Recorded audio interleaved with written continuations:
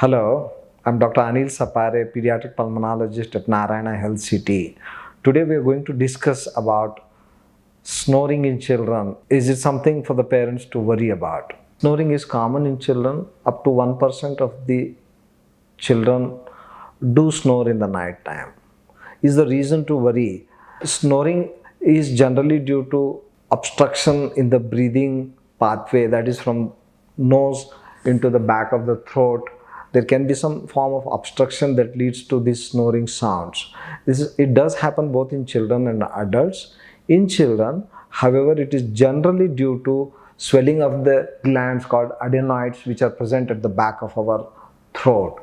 And these enlarged glands, both tonsils and adenoids, can obstruct the pathway of the breathing tube during sleep, and that can lead to this particular entity called snoring. This snoring can be just a simple snoring where just children do snore, but there is no other problem. However, if this snoring is associated with breathing difficulty, children have excess heavy breathing, lot of mouth breathing, and then gasp or pauses in between the snoring in the night, and that gasp or pauses in the breath is associated with arousal or sudden waking up or disturbance of the sleep, where the child looks restless, moves around, tosses in the bed left, right, and are this snoring associated with lot of sweating, restlessness, then snoring something that needs evaluation.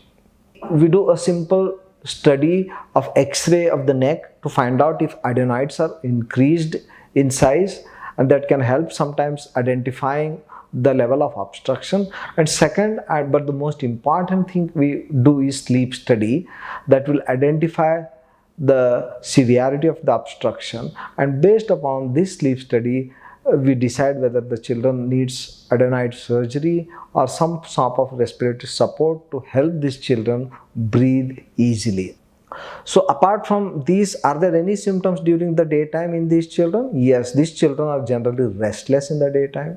They are unable to focus, they are unable to concentrate. Sometimes it is very difficult for the parents to wake them up early in the morning, and the parents notice that their grades in the schools are falling, and some children also have a bedwetting because of this snoring. So whenever there is this cluster of symptoms in the night and disturbances in the daytime, please consult your pediatrician.